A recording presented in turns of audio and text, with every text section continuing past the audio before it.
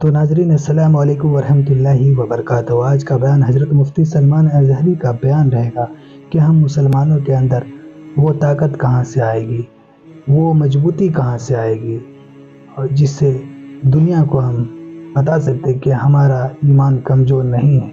تو پورا بیان ضرور سنیں اور اس پر عمل بھی کریں۔ تو نہیں چلیے آئے گا، بیان شروع وہ کرتے ہیں۔ طاقت و قوت بھی نہیں آئے گی۔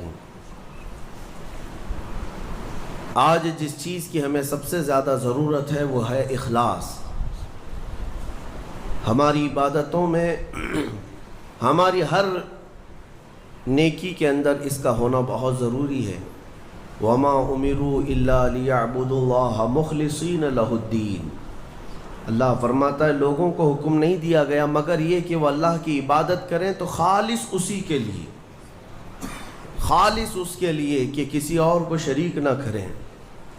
حتیٰ کہ اگر آپ نماز پڑھ رہے ہیں اور آپ کو دل میں یہ احساس ہونے لگے کہ اتنے لوگ مجھے دیکھ رہے ہیں تو میں سیدھا ہو جاؤں نماز پڑھنے کے لیے، تو اگر لوگوں کے دکھاوے یا ریاکاری کی نیت آئی تو اس کو شرک خفی کہا گیا ہے۔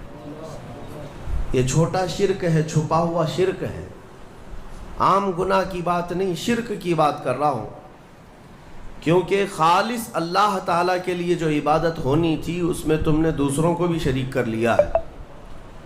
دوسروں کی رضا، دوسروں کے خیال، دوسروں کی مرضی، یہ ایک ایسا مرض ہے جس نے ہمیں پکڑ رکھا ہے۔ آج لوگ کیا بولیں گے، لوگ کیا کہیں گے، اسی مرض میں پوری زندگی گزر جاتی ہے۔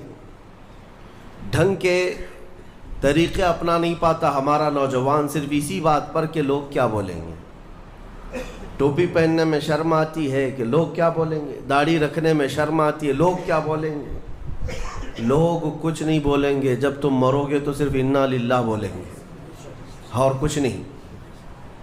انا للہ و انا الیہ راجعون، اس کے علاوہ کیا کہیں گے آپ کے مرنے کے وقت؟ میرے عزیزو، لوگوں کے احوال اور ان کے کوائف الگ الگ ہیں۔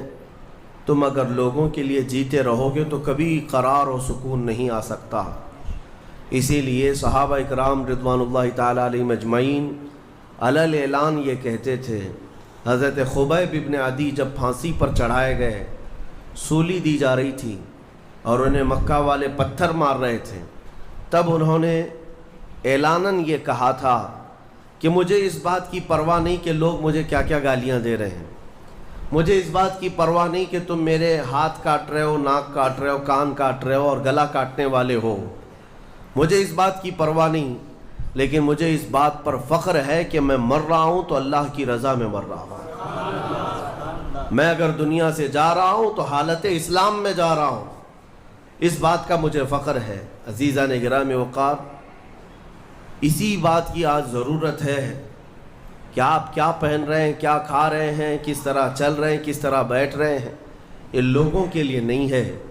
ہماری زندگی کے طور طریقے جو کچھ بھی ہونے چاہیے وہ اللہ اور اس کے رسول کے لیے۔ ایک حدیث میں آپ کو بتاتا ہوں جس کا آخری والا حصہ گفتگو کا اصل مقصد ہے۔ ایک بار رسول پاک صلی اللہ تعالیٰ علیہ وسلم مجلس میں بیٹھے ہیں صحابہ کے، ایک اجنبی شخص آیا، مجلس میں آیا، آ کر کے سیدھے حضور پاک صلی اللہ علیہ وسلم کے قریب بیٹھ گیا، اتنا قریب کہ اپنے گھٹنے حضور کے گھٹنے سے لگا لیا، قریب سے قریب ہو کر بیٹھا۔ صحابہ کرام اور بھی مجلس میں تھے، سب دیکھ رہے تھے، اور وہ اجنبی جو شخص آیا تھا اس کو کوئی بھی پہچانتا نہیں تھا۔ اس نے آتے ہی سوالات کرنا شروع کیا۔ سب سے پہلے اس نے پوچھا مل ایمان، ایمان کسے کہتے ہیں؟ رسول پاک صلی اللہ تعالیٰ علیہ وسلم نے جواب دیا، اس بات کا اقرار کرو کہ اللہ تبارک و تعالیٰ کے سوا کوئی معبود نہیں، محمد صلی اللہ تعالیٰ علیہ وسلم اللہ کے رسول ہیں، فرشتوں پر اور اللہ کی کتابوں پر، رسولوں پر، تقدیر پر، قیامت کے دن پر اور مرنے کے بعد دوبارہ زندہ ہونے پر یقین رکھنا۔ اس اجنبی شخص نے پوچھا مل اسلام، پھر اسلام کیا ہے؟ حضور پاک صلی اللہ علیہ وسلم نے اس کا بھی جواب دیا، اللہ کی وحدانیت اور محمد صلی اللہ علیہ وسلم کی رسالت کا اقرار کرنا، نماز پڑھنا، روزے رکھنا رمضان کے، زکوٰۃ دینا، مالک نصاب کو اور حج کرنا صاحب استطاعت کو، یہ اسلام ہے۔ 2 سوالات ہو گئے۔ تیسری مرتبہ اس نے سوال کیا مل احسان، احسان کیا چیز ہے؟ احسان نیکی کو کہتے ہیں۔ احسان یہی پورا تصوف ہے جس کو لے کر آج صوفیہ اکرام چلتے ہیں۔ اس نے پوچھا احسان کسے کہتے ہیں؟ اب جواب میں میرے آقا صلی اللہ علیہ وسلم نے 2 جملے ارشاد فرمائے، وہ ہماری پوری زندگی کو گھیرے ہوئے ہیں۔ کیا فرماتے ہیں؟ ان تعبد اللہ کأنک تراہ وإن لم تکن تراہ فإنہ یراک۔ رسول پاک صلی اللہ علیہ وسلم فرماتے ہیں احسان کا مطلب یہ ہے کہ تم اللہ کی عبادت ایسے کرو جیسے تم اسے دیکھ رہے ہو۔ عبادت، نماز کی بات نہیں، عبادت میں سب چیزیں آ جاتی ہیں۔ روزہ بھی عبادت ہے، زکوٰۃ بھی عبادت ہے، حج بھی عبادت ہے، خیرات بھی عبادت ہے، نماز بھی اس کا ایک حصہ ہے۔ اور رسول پاک نے فرمایا یہ ساری عبادت ایسے کرو جیسے تم اللہ کو دیکھ رہے ہو، اور اگر تمہاری یہ کیفیت نہیں آ پاتی تو ایسی عبادت کرو کہ اللہ تمہیں دیکھ رہا، یہ خیال تو آ جائے کہ اللہ تمہیں دیکھ رہا ہے۔ اب وہ شخص جو سوالات کر رہا تھا اس نے ساری چیزوں کو کہا صدقت، ہاں آپ بالکل سچ کہہ رہے ہیں، سچ کہہ رہے ہیں۔ حضرت عمر فاروق فرماتے ہیں یہ کون اجنبی ہے، خود سوال بھی کرتا ہے اور خود تصدیق بھی کرتا ہے۔ جواب ملنے کے بعد کہتا ہاں بالکل آپ نے صحیح کہا۔ اخیر میں اس نے کہا متی الساعۃ یا رسول اللہ صلی اللہ علیہ وسلم، قیامت کب آئے گی؟ اس کے جواب میں رسول کریم صلی اللہ تعالیٰ علیہ وسلم نے مخفی انداز میں ارشاد فرمایا جتنا پوچھنے والے کو معلوم ہے اتنا ہی پوچھے جانے والے کو بھی۔ ہاں یہ اور بات ہے کہ میں اس کی علامتیں تمہیں بتا دیتا ہوں۔ پھر فرمایا جب تم دیکھو گے کہ عورت اپنا سردار جننے لگ جائے، مطلب یہ ہے کہ ماں باپ پر لو بچے حکومت کرنے لگ جائیں، اور ننگے پیر چلنے والے نیچ ذات کے لوگ بڑی بڑی بلڈنگوں میں فخر کرنے لگ جائیں، بڑی بڑی عمارتوں پر فخر کرنے لگ جائیں، حکومتیں اور کرسیاں ان کے ہاتھوں میں آ جائیں، اور پھر جب تم دیکھو کہ گانے باجے کی کثرت ہو جائے، یہ دوسری احادیث کا مفہوم بھی اس میں میں آپ کے ساتھ رکھ رہا ہوں، زنا عام ہو جائے، تب تم انتظار کرو کہ قیامت بہت قریب آ چکی۔ میرے عزیزو، حضرت عمر فاروق رضی اللہ تعالیٰ عنہ فرماتے ہم سب سن رہے تھے اور وہ اجنبی آیا اور سوالات کیا اور چلا گیا۔ حضرت عمر کہتے ہیں میں فوراً مجلس سے اٹھ کر باہر گیا کہ اس کو پکڑ کر کے پوچھوں کہ اتنے اہم سوالات کہاں سے لایا تھا، لیکن رسول پاک صلی اللہ علیہ وسلم نے مجھے بلایا، ادھر آؤ عمر۔ وہ کوئی مسافر نہیں تھا، وہ جبرائیل امین تھے جو تمہارا دین سکھانے آئے تھے۔ اتاکم جبرائیل یعلمکم دینکم، وہ تمہارا دین سکھانے تمہیں آئے تھے۔ بہرحال یہ حدیث جبرائیل اس کو کہتے ہیں۔ اس میں جو لفظ آیا ہے کہ تم اللہ کی عبادت ایسے کرو جیسے تم اسے دیکھ رہے ہو، یہ ہماری پوری زندگی کا حصہ ہونا چاہیے، پوری زندگی کا حصہ۔ اسی لیے میرے آقا صلی اللہ تعالیٰ علیہ وسلم سے سوال کیا گیا تھا، صحابہ نے پوچھا دنیا کی طاقتور چیزوں میں بڑی طاقت والی چیز کون سی ہے؟ ترتیب وار حضور اکرم صلی اللہ تعالیٰ علیہ وسلم نے ارشاد فرمایا لوہا ہے، لوہا بہت مضبوط چیز ہے۔ صحابی نے پوچھا کیا اس سے بھی زیادہ طاقتور کوئی چیز ہے؟ کہا ہاں اس سے بھی زیادہ اگر طاقت آگ میں ہے، کیونکہ آگ لوہے کو پگھلا دیتی ہے۔ پوچھنے والے نے کہا کیا آگ سے بھی زیادہ طاقت کسی میں ہے؟ حضور نے فرمایا ہاں پانی میں ہے، پانی آگ کو بھی بجھا دیتا ہے، پانی کی طاقت بہت زیادہ ہے، سونامی پانی ہی سے تو آتا ہے۔ اور اس کے بعد پھر پوچھنے والے نے کہا کیا پانی سے بھی زیادہ طاقت کسی کی ہے؟ آپ صلی اللہ علیہ وسلم نے فرمایا ہاں دنیا میں سب سے زیادہ طاقت ہوا کے اندر ہے، وہ پانی ہو کہ لوہا ہو کہ آگ ہو، سب کو ہوا اڑا لے جاتی ہے، اور ہوائیں جب جوش میں آئیں یا جلال میں آئیں تو بڑے بڑے پہاڑ بھی کھسک سکتے ہیں۔ ہواؤں کی طاقت کا اندازہ تم نہیں لگا سکتے، گھروں کی چھتیں اکھاڑ لیں گی اور لوگوں کو تہس نہس کر دیں گی۔ ہوائیں اگر جلال میں آئیں تو پھر پوچھنے والے نے پوچھا کیا اس سے بھی زیادہ طاقت کسی کے اندر ہے؟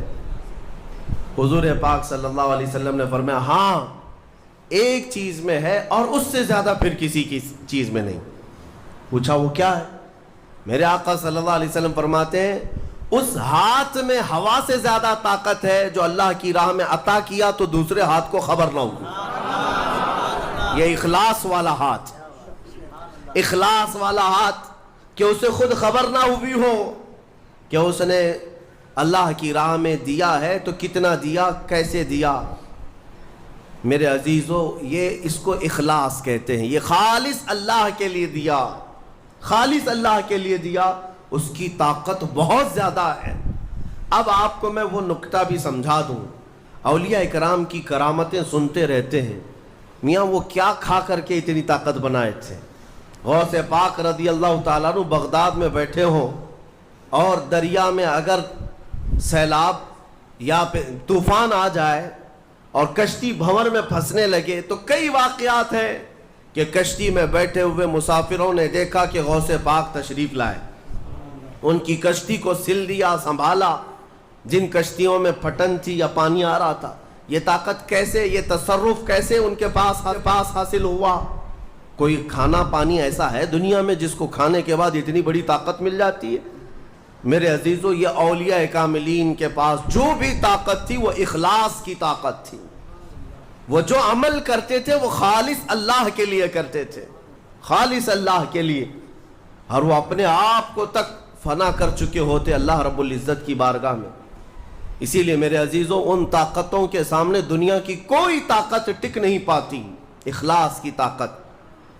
آج تم کر کے تو دیکھو، اللہ رب العزت کی بارگاہ میں اگر مخلص ہو گئے تو شیطان جو چیلنج کر کے آیا تھا اللہ کی بارگاہ میں، لَأَقْعُدَنَّ لَهُمْ صِرَاطَكَ الْمُسْتَقِيمَ، مولا میں تیرے سیدھے راستے پر بیٹھ جاؤں گا، جو بھی تیرے سیدھے راستے سے گزرے گا میں اس کو بہکاؤں گا، کبھی دائیں جانب سے، کبھی بائیں جانب سے، کبھی آگے سے، کبھی پیچھے سے۔ قرآن کی آیت میں بتا رہا ہوں آپ کو، 8ویں پارے میں اللہ نے فرمایا، شیطان یہ چیلنج کیا اللہ سے، قیامت تک تو مجھے مہلت دے دے، میں تیرے بندوں کو بہکاؤں گا۔ اور پھر اللہ تبارک و تعالیٰ سے وہ کہتا ہے کہ ان سب کو سیدھے راستے سے میں ہٹاؤں گا، لیکن شیطان نے اخیر میں ایک جملہ یہ بھی کہا، مولا یہ جتنے بھی سیدھے راستے پر چلیں گے ان کو بہکا تو دوں گا، الا عبادک منہم المخلصین، مگر تیرے وہ بندے جو اخلاص کے ساتھ تیری عبادت کرتے ان پر میرا داؤ نہیں چل سکے گا، میں انہیں نہیں بہکا سکوں گا۔ اب اندازہ کرو کہ شیطان جس کے پاس ساری طاقتیں آ جاتی ہیں باطل طریقے سے وقتی طور پر، وہ عاجز آ گیا تو پھر دنیا کی یہ چھوٹی موٹی طاقتیں تمہارا کیا بگاڑ لیں گی؟ اگر اخلاص تمہارے اندر آ جائے، خلوص کی دولت آ جائے، دنیا میں جو کچھ بھی کر رہے ہو سب دکھاوے کے لیے نہیں ہے، کچھ عبادتیں ایسی ہیں جو تمہارے ساتھ راز رہے تمہارے اور تمہارے پروردگار کے بیچ۔ ہر بات کی تشہیر کرنا ضروری نہیں ہوتا کہ لوگوں کی مدد آپ نے کیا تو پیپر میں چھاپ دیا، اور آپ کوئی نیکی کر رہے ہیں تو ضروری نہیں ہوتا کہ ہر چیز کی تشہیر کی جائے۔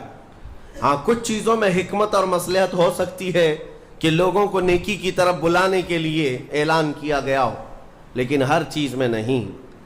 عزیزان گرامی وقار، اخلاص جب کسی کے پاس ہو تو ایک اور حدیث میں آپ کو بتا دوں، بندے جو عبادت کرتے ہیں نا یہاں پر دنیا میں بھی، سب کا کچھ نہ کچھ ایک غرض ہے، کچھ نہ کچھ ایک مقصد ہے۔ آپ نماز کے لیے آئے ہیں یا نیکیاں کر رہے ہیں یا گناہوں سے بچ رہے ہیں تو کوئی تو غرض ہوگی، ہاں دو میں سے ایک چیز ہوگی، جہنم کا خوف ہوگا، اللہ کے عذابات سے ڈر لگتا ہوگا اس لیے نماز پڑھ لیتے ہیں، پوری اپنی صحیح کر لیتے ہیں، یا تو پھر جنت کی نعمتوں کا شوق ہوگا کہ جنت میں جانا ہے، صحابہ تابعین اولیاء کاملین کے پڑوس میں رہنا ہے، یا تو شوق ہے یا تو ڈر ہے، اور یہ دونوں چیزیں بندے کو عبادت کرواتی ہیں۔ قیامت کے دن کے متعلق حدیث میں ملتا ہے، جب بخشے گئے ہوئے لوگ جن کو جنت بھیجا جا رہا ہے، جنتیوں کی بات کر رہا ہوں عام کی نہیں، تو اس میں 3 کیٹیگری ہوں گی۔ ایک جماعت ہوگی جن سے اللہ تعالیٰ فرمائے گا کہ اے بندو تمہارے اوپر آج جنت کھول دی گئی، تم بخش دیے گئے ہو، تم عبادت کرتے تھے دنیا میں، بتاؤ کیوں کرتے تھے؟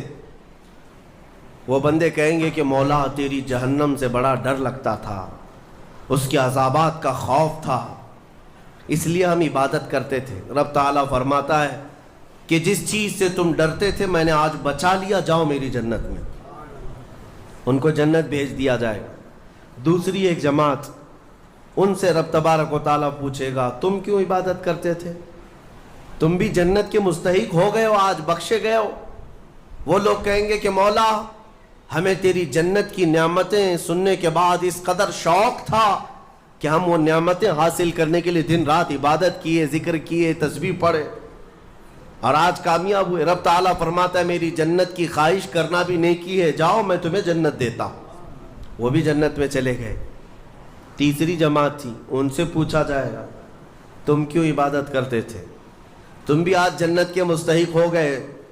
وہ کہیں گے کہ مولا ہمیں تیرے جہنم کے عذابات کی بھی پرواہ نہیں، اور نہ ہی تیری جنت کی نعمتوں کی خواہش، بلکہ ہم تو صرف اور صرف تیری رضا کے لیے کرتے تھے، تو راضی ہو جا، ہم جنت اور دوزخ کے لیے نہیں۔ تو رب تبارک و تعالیٰ فرماتا ہے کہ یہ میرے مخلص بندے ہیں، خالص پیور اللہ کے لیے کرتے تھے۔ رب تعالیٰ فرماتا ہے جاؤ میں تم سے راضی ہو گیا، تم بھی جنت میں۔ جنت میں جانے کا حکم دے دیا جائے، لیکن فرمایا گیا وہ جماعت رک جائے گی، وہ کہیں گے نہیں ہم جنت میں نہیں جائیں گے۔ ایسا بھی کوئی ہے؟